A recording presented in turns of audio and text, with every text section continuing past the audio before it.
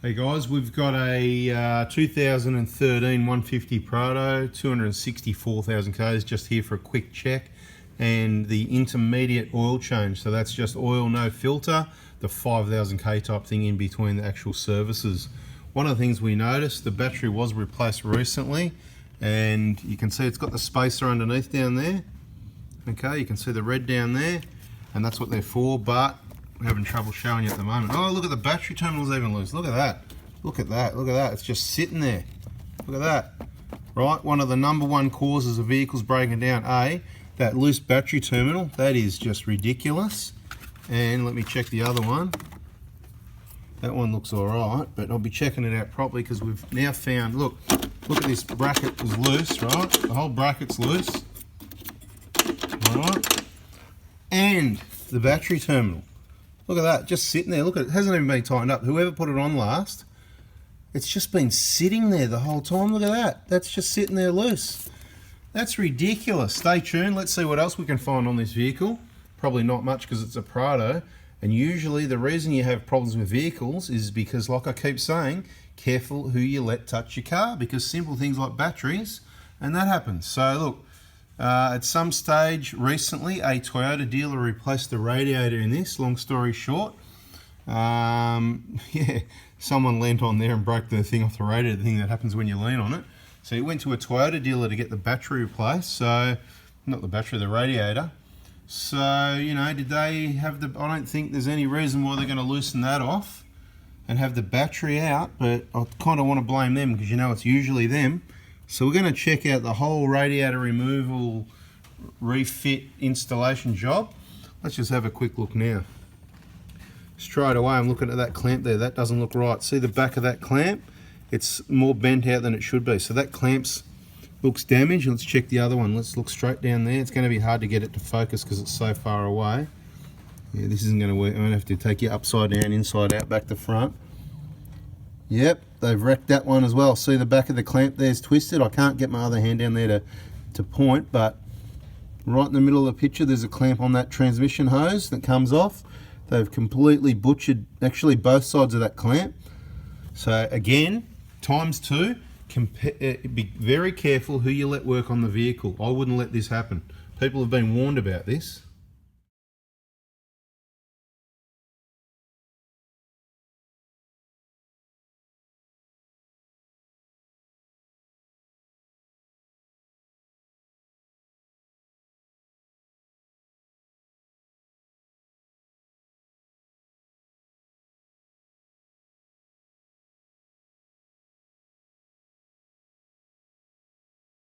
Okay, so that's how a battery goes, right? First thing we do, we put it in the right position, right? Then we put the clamp and we nip it down nice and evenly both sides so it's secure, right? We can't move the battery like that. The battery needs to be secure.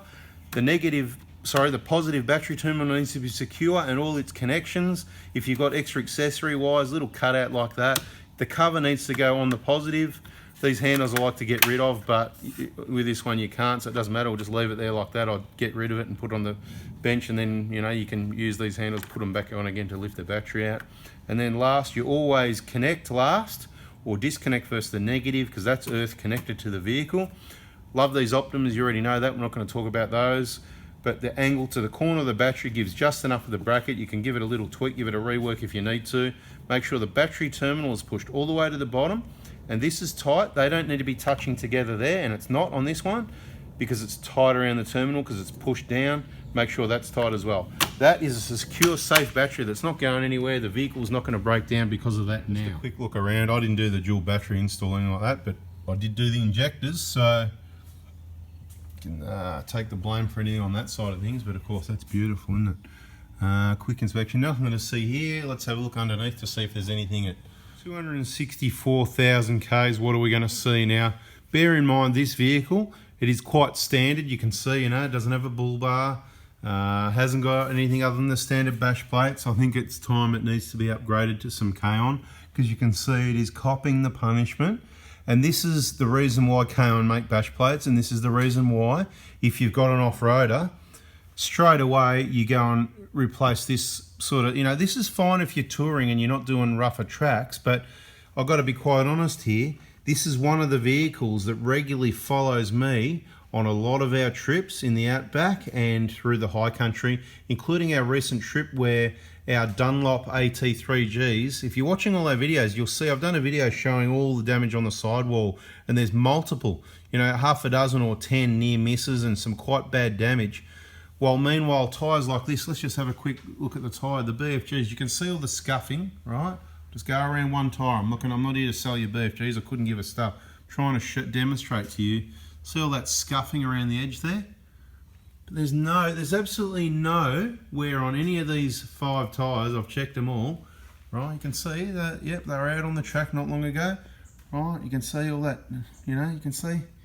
But nowhere has it ripped through. You know, there's a seam there where there's rubber, you know, loose bits of rubber, right? But nowhere has it done any damage. Anyway, it's not about the tyres. It was more showing you with the bash plate, kind of going, well, this is what happens if you don't have a bash plate. Now, that's cool, you might be worried about that, but when I've got to service it or whoever services the vehicle, it can be hard to get those plates off and on again because they're bent out of, you know, they don't fit up well. And then the other risk is if you come along here, I've got the cover off, I'm about to drop the oil out, but you can see the damage where it's been, you know, things have been hitting here, rocks coming up.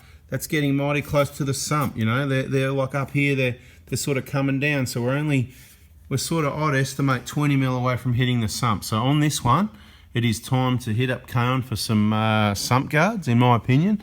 The rest of the vehicle, you know, you never usually go anywhere near the transmission pan. I'm not worried about that. The hang-ups are even okay. You know, things scrape a little bit. You can see there.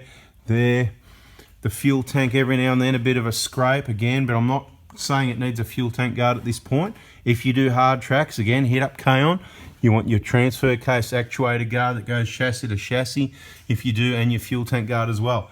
This is borderline. It's getting there. You know, it depends if he keeps continuing to push the limits and take it further, then it may need some more underbody protection. But we're just doing a quick inspection on it before it goes across the Simpson Desert. It's got the Dominsons in. They've been in for years. You can see quite reliable. They've been punished. You know, Gibb River Road and all that sort of thing. All the rough roads, outback roads and stuff, high country. No leaks or anything like that. Have a quick look at the brakes. Obviously, we're going to do further inspections off camera, but there's no, at 200 and whatever it was, 64,000 Ks or something, it's bone dry. Like, how good, you know, how good is this, you know? All the bushes, good, cars clean, easy to inspect everything. There's no oil leaks at anything. 260, the exhaust system like new. Obviously that transfer filter would have got changed at 260, due again at 280. You can see there's been enough grease on all the slip joints. This is just that in-between oil change quick inspection anyway. But it's all clean and dry. We can see how reliable it is, but I just want to give you an idea.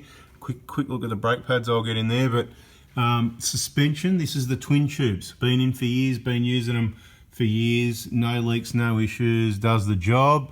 Each to their own, whether you want twin tubes, mono tubes, or the combination. Check out the playlist called Suspension Information. Check out the announcement in Prado crew if you want to know about suspension.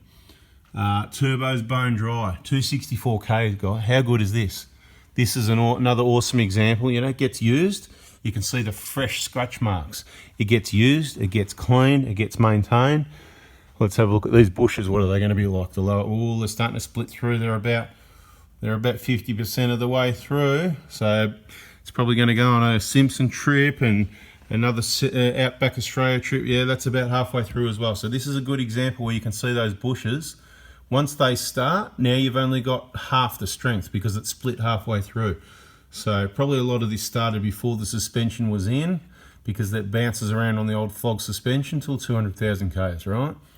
So get it under control by having decent suspension in there, a bit firmer and better control. Okay, so that's something that they need to start saving up for, those bushes. As I've mentioned in other videos, the way we do it is brand new arms and they're not cheap. All the CVs, bone dry, not broken. Look at this one, 264K, bone dry on the rack boot. Let's check the other side. Bone dry on the rack boot, CV, looking good, bone dry. I haven't checked for playing the wheel bearings yet, but I'm pretty sure I'm going to find nothing. But as I recommend, they should be done as prevention. What's going on there? Ooh, what's going on? There is a bit of a stick in the boot here. There's a little bit of a stick in the boot. Look at that. Only just saw it. Yeah, but that's a small problem. It's almost like leave it there to keep the hole plugged. What I'll probably do with that to get it out of trouble, so here's another little tip, lucky if you watch when we find these things. That's probably happened recently. I'll pull that out, I'll give it a clean, and I might even smear some RTV over the top, or I probably won't do it actually because it needs to be driven. I'll ask the client to watch my video, doing the cheapest oil leak fix that works, dodgy as anything. For the people that understand what I'm getting at, I'm trying to show you how the product works and how it can save you money. So here you can go and spend $500 on a drive shaft plus labour, $800 or something, and replace the whole shaft, or you can spend a whole heap of money on labour and change just the boot. The genuine boot kit's $150, or you can put a rubbish boot kit on, or you can clean that up, you can park it for a couple of days, and just a small amount of RTV right in there on that crack, right? Job done right, it'll flex enough that it probably won't split open. It's worth a try. You can laugh, you can say it's dodgy, but you know what? I say let's give it a go. So this is going to be a bit of R&D. I'm not going to do it because it needs to be parked. So I'll explain to the client exactly what's going on there, and hopefully in another video later on we'll let you know. So subscribe, turn the bell on. We're going to finish checking the rest of the vehicle. Anything exciting I'll let you know. Other than that, it's a bada bing bada boom. Radiator changed by Melbourne Toyota in Heidelberg, so whatever, I can tell you that. You decide if you want to go, who you want to go to. Be very careful who you let work on your vehicle. Thanks for watching, guys. Please give us a thumbs up, subscribe, turn the bell on. Catch you on the next one. See ya.